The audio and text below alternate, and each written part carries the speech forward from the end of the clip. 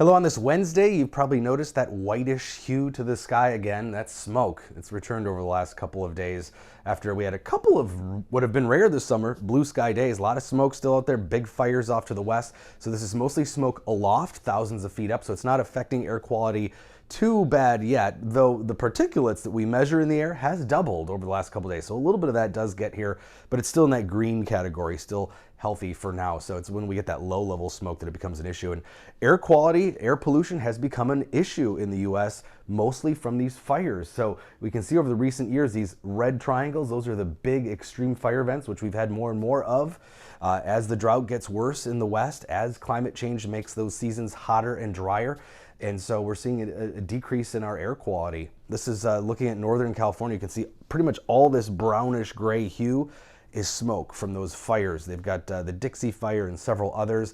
We've had our own Minnesota, the Greenwood fire, burning a few thousand plus acres, which is big for Minnesota. These are about a tenth of the size of those California fires, which are hundreds of thousands of acres, but these are big again for Minnesota fires because we're not as dry as those areas. And this is just modeling the smoke, and you can see it's just going to continue to waft at us occasionally as long as those fires are burning. And it's going to be very hard to put those fires out until we really end the fire season sometime in the fall off of the west. We're also watching Grace, which is expected to become a hurricane tonight.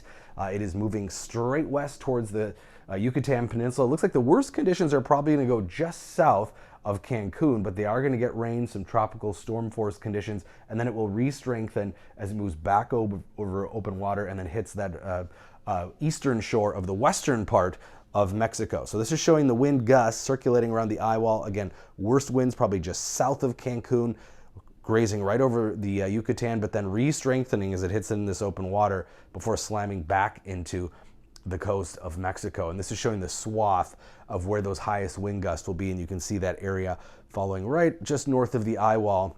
Worst winds, again, once it hits Mexico for a second time west of the Yucatan Peninsula. And it's going to be a big rainmaker, which is one of the big concerns. Of course, you have storm surge and high winds, but 6 to 12 inches of rain. Heaviest rainfall amounts will probably be, again, on its second landfall, but still we're talking 6 to 8 inches along the Yucatan Peninsula.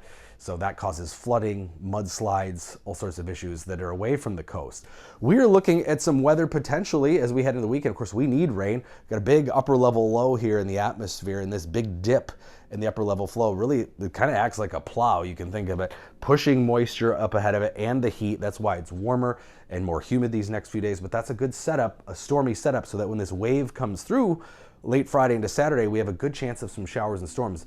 Out ahead of it, we're going to have just occasional waves of thunder you can see here over the next couple of days as it tracks east, and then eventually that next wave gets closer to us Friday evening, and then those storms will propagate east. So we are looking at a good chance of showers and thunderstorms Friday night, clearing out early Saturday, and then we'll probably see another shot of some showers and thunderstorms coming in from the west from another wave Sunday night. So the potential for a couple of chances of some decent rains here over the weekend.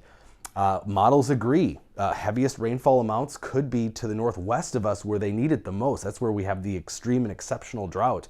So we could see, we don't want a few inches of rain at once, but it is possible. But even in the Twin Cities area, we are looking at maybe an inch of rain combined for the weekend. So fingers crossed. Of course, we need that. Near 90 today and tomorrow. Still lots of sun, pretty muggy. Occasionally dew points have been near 70. That'll be with us through early Saturday. Some drier, cooler air moves in behind that first wave Friday night. And then we're back into the 80s with, again, another chance of some storms Sunday night.